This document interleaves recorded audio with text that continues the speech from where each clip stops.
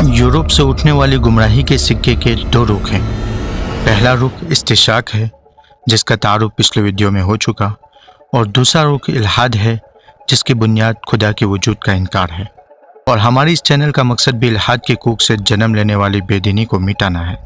चुनांचे आज की इस वीडियो में हम ये मालूम करेंगे कि मुल्हिदीन सादा लोग आवाम के दिलों में वजूद बारी ताला के मुतालिक किस तरह शुकूक व शुबहात और कन्फ्यूजिंग पैदा करते हैं। दरअसल मुल्हिदीन नफ्सियाती हरबे यानी साइकोलॉजिकल टैक्टिक्स इस्तेमाल करके हर तबके के सामने उनको मुतासिर यानी इम्प्रेस करने वाली बात करते हैं, ताकि मखलूक को खालिक से बेगाना और दूर कर दें। दोस्तों, मुल्हिदीन खुदा के वजूद का इनकार करने के लिए लोगों को खुशहाली और ज़बूहाली का नक्शा दिखाते हैं, तो कभी अकल को मेयार परख बनाते हैं, तो कभी नजर आने और ना आने को मेयार बनाते हैं, तो कभी मसाइब को सबसे बड़ी और दायमी परेशानी बावर करा के इनकार खुदा का नतीजा निकालते हैं। तो आइए हम तफसीली तौर पर इन गुमराहकुन बातों का तज्जिया यानी एनालिसिस करें और अक्ली दलाइल से उसका रद्द करें।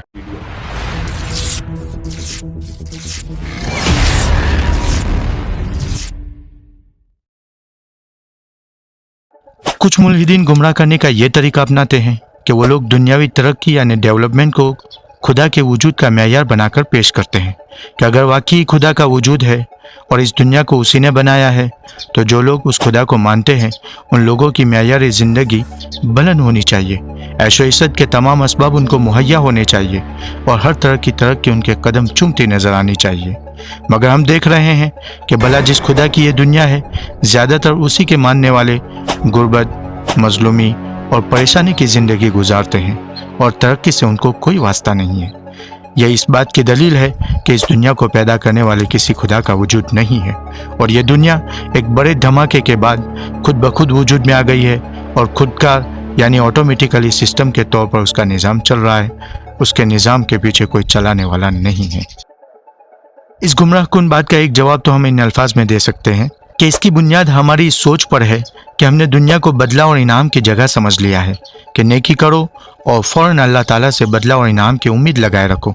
जबकि हकीकत यह है कि दुनिया अमल की जगह है और बदला और इनाम की जगह तो आखिरत है। जहाँ तक दुनिया में मालदारी और गरीबी की बात है, तो उसका निज़ाम यह है कि सब कुछ एक ही शख्स को नहीं दिया जाता है और नहीं सबको सब कुछ दे दिया जाता है, बल्कि अल्लाह ताला ने एक शख्स को एक चीज़ दी है तो दूसरी चीज़ से उसे महरूम भी रखा है। यह निज़ाम इस हिकमत की बुनियाद पर है कि कोई इंसान दूसरों से बेनियाज न हो जाए, बल्कि हर एक दूसरे का मोहताज बनकर रहे, ताकि निज़ाम आलम यानी दुनिया का मैनेजमेंट भी चलता रहे और मकसद ज़िंदगी यानी इम्तिहान भी होता रहे। खुलासा ये कि गुर्बत और मालदारी का मेयार मुसलमान और काफिर होना नहीं है, बल्कि इंतज़ाम आलम और मकसद इम्तिहान की बुनियाद पर है। इसलिए मालदारी और गरीबी का इख्तिलाफ इम्तिहान लेने वाले खुदा के मौजूद होने पर दलालत करता है,